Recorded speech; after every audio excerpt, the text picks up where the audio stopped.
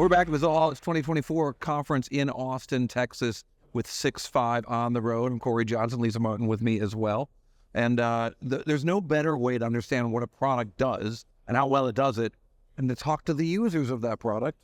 Definitely. We're very excited to welcome David Fauser to the program, the VP of Sales, Marketing, and Strategy at CIMCO. David, thank you so much for joining us on 6'5" on the road today. Yeah, thanks for having me. I'm excited. So let's start by giving the audience just a little bit of a level set about what CIMCO is. I know environmental sustainability, but give us kind of that elevator pitch. Sure, yeah. We're a 100-year-old company. So we started back at the turn of the century, back in the 1900s, and we do refrigeration.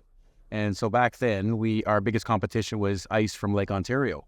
And people would harvest the ice, and they would use that to cool their things. And so we developed industrial refrigeration, and then we went from there. So we've always used natural refrigerants, which don't cause any harm to the environment. So as we're looking at global warming. So not Freon. Not Freon, yeah, that's right, because those cause the global warming. And so, yeah, that's what our designs include. So that's a sustainability angle. So we design, we engineer, we manufacture, we install, and then we service industrial thermal systems. So that's what we do. I looked at the website, over 7,000 customers now. Running marketing, talk to me about what your marketing organization was like before, trying to work with global customers, different systems. What were some of the challenges before you brought in Zoho's technology? Well, I mean, I think the company, for the most part, was just repeat customers, and we were really focusing on getting new customers, which sounds pretty crazy, but being a 100-year-old company, you have those established networks. Right. I think once we really started to figure out... Where do you sell to? Oh, we sell to cold storage. We sell to, we built half the world's hockey rinks. Well, you really are Canadian. Yeah, that's right. And then we're into all sorts of anything that requires some sort of refrigeration. And I'm thinking curling. There's the Iditarod. I'm thinking of other Canadian. I don't know. There's lots of things. Yeah, but all over the world, not just in Canada. Yeah, well, mostly North America, and we're into a lot of food processing. I mean, a big part of our business is food processing, is getting food on people's tables, right from the farm to the fork, as they say, right. And there's all refrigeration all in that whole process. So we have about 130 salespeople. We've got 22 offices, and so from a marketing perspective, there's a lot of repeat customers. But with the whole thing coming up with the sustainability angle, we said, well, hold on for a second. Our refrigerants can help a lot of other people out, and we didn't even have a marketing department. Oh, wow. And then so we started a marketing department. Don't tell her that. Yeah, sir. Yeah, well, it's very important. It's very important. Yeah. So since we've been able to do that, share a story, then we've been able to get into new markets and new opportunities and Zoho and new customers. Yep, absolutely. So, so now we have new product line, and we've got all sorts of interesting stuff happening. And Zoho is definitely a big part of that for sure. So what was it when you first started using Zoho? When was this, and what problems? What was your process before and after? Yeah, good question. So at the company, because it's so old, we had 22 offices, but it's almost like the Darwin's theory of evolution, because we had all these branches, but everybody had their own way of doing things. New president takes over, and he's like, okay, we want to try to take a look at the bigger picture here, and we want to try to instead of competing against a bunch of small companies, let's try to compete and take advantage of a bigger company, right? And so I was put in as a director of sales. And so we had branches had ACT in place and different things. So we started with the CRM first. Yeah. And so went through a big process with that. It was 2 years, interviewed all these different companies, and we're not very unique in the sense of what our business process is, but we had stuff that was very, very important to us, which was we build this customized estimator. And so we had all the big guys come in, and it was, it was crazy because I'd spent my whole life in sales, and then being on the other side of the table, now you're making the decision on which CRM we use. That's a pretty crazy spot to be in. Yeah. Right? Because now you're the buyer. Right. And so Zoho made me feel most comfortable that they were going to be flexible enough. Nobody had ever heard of them. My IT department at our parent company was really saying, are you crazy? I mean, because, that old saying, you don't get fired for buying IBM. Right. But I had the conviction to say that these are the guys that make me feel most comfortable, and they're also the best of value. And how did they do that? So, we were talking to Sridhar, their CEO, a few hours ago, and we attend a lot of conferences and talk to a lot of business leaders, but I really found what he was talking about to be very unique in terms of the philosophy and the cultural importance that they place on their employees to be able to deliver great customer experiences. Was that part of the thing that you saw that was unique about Zoho? And then the fact that you were saying IT didn't know it and they thought I might be crazy for picking a solution. What really drew you? Well, I think that I felt that everybody else came with something canned. I felt like a number. And I was even with one company, I even called up their salesperson and coached them to say, okay, you're coming to see us. Here's what I need you to cover. This is the points, because they were going to be with our president.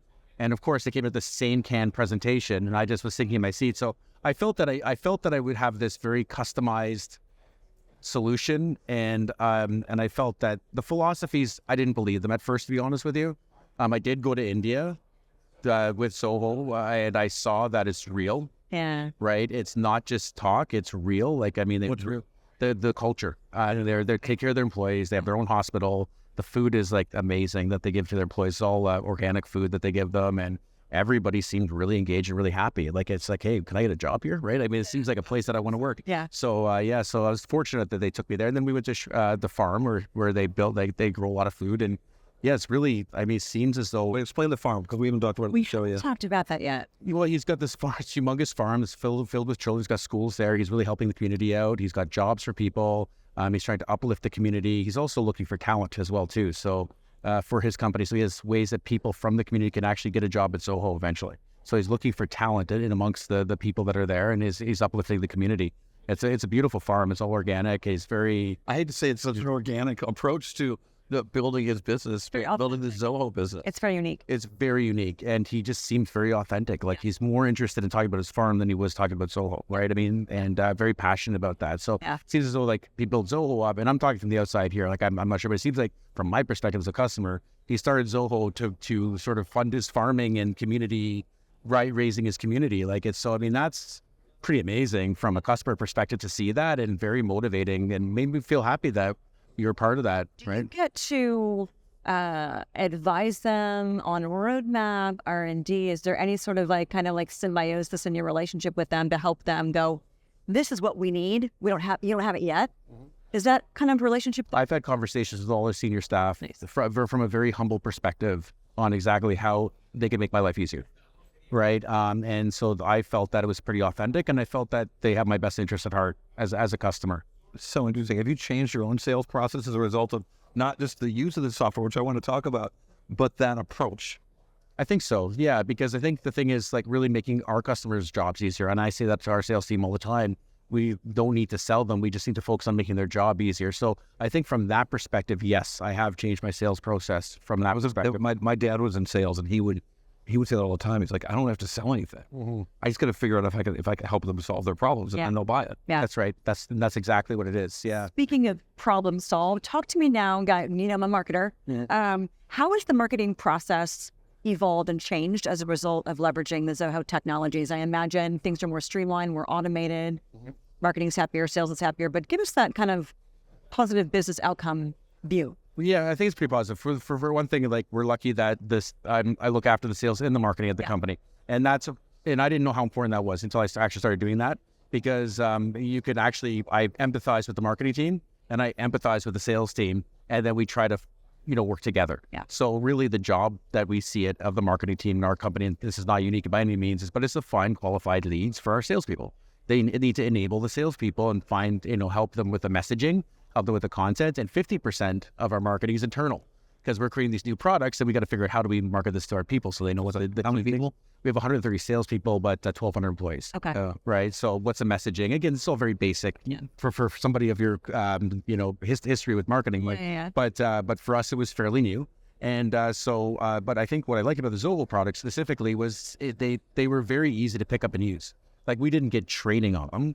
We had our marketing, we have our plan, we have our strategy from a digital perspective, and how we're going to create leads and create demand for our products. How we're going to run shows, like events through like Zoho, the show app that we use, and it was all very intuitive.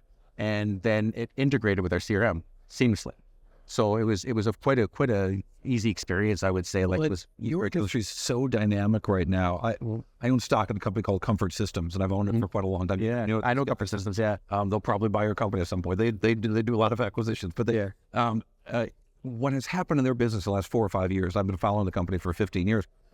Fantastic change relating to COVID. Yeah, and sort of having Comfort Systems is more like HVAC stuff, but they and electrical. But they post-COVID office buildings are different, and now we've got AI, a data center, and cooling. Yeah.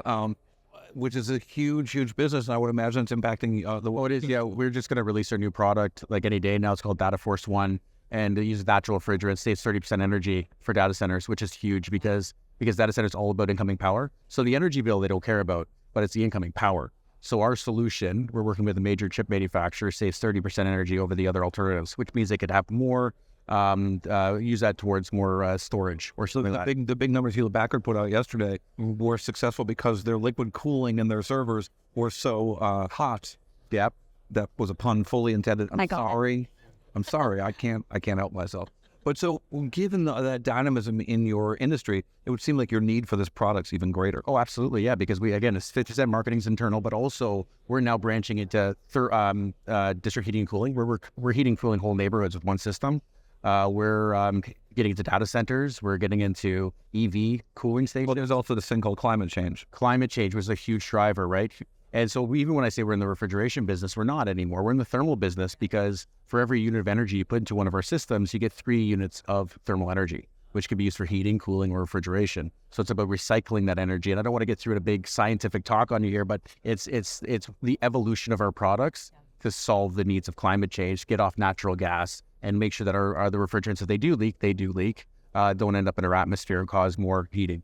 So it's huge. I mean, that's obviously globally impactful. We're talking about climate change here, but what I'm hearing, David, from your use case with Zoho is it enabled you were selling to your install base for a very long time, and enabled you to get into net new markets, net new business. In fact, I saw a case study on the Zoho website about CIMCO that said something about a 20% increase in sales that the technology has facilitated. I imagine it's probably even more than that as you're now getting into completely new products yourself. Yeah, like earlier in the conversation, I talked about this whole Darwin and evolution and everything like that. So just by bringing the salespeople together, putting them on one process, there was no right or wrong process. Nobody had a right or wrong process. We just took elements of all of them and made a process. And then we were able to measure and manage and coach. And I think from the CRM perspective, the biggest thing for me was when we're coaching with data, then we were able to really come from a good spot. Like we weren't there to fire people. Like, if you wear the sweater, you're on the team. We would do everything you can to try to coach the people. The hockey. Yeah, the hockey, right? So that was our philosophy. And that was one of the first things out of the gate that was really powerful for us. So it was a long implementation. We went through every single branch and we had to sell them on using this. But we have 100% adoption for our CRM. Wow. Yeah. That's fantastic. Well, because it meets our process. So it was designed by sales, not by finance. No offense to any finance people out there, but...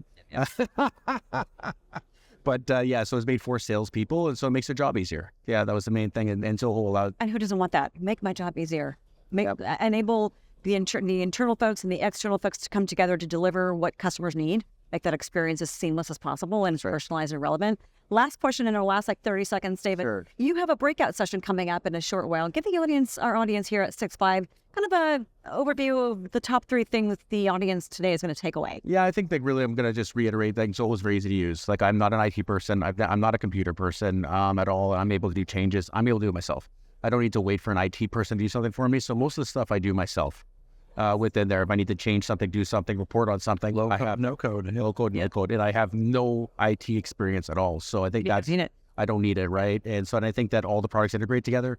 I think it's tremendous value. And I think that and I guess the third point that I would want to get across to everybody is it's real. Like, I mean, from a company perspective, you should feel good about working with Zoho and supporting them because I think it's a good mission that they have and they certainly have some good products available to help make your job easy. Well, and you've seen that mission firsthand. That's pretty cool. And that's actually pretty unique. David, we so appreciate you joining us on 6. Yeah, thank you. Share the story and all the successes that you guys have had. Great Congratulations. We'll continue to watch. Okay, shake it.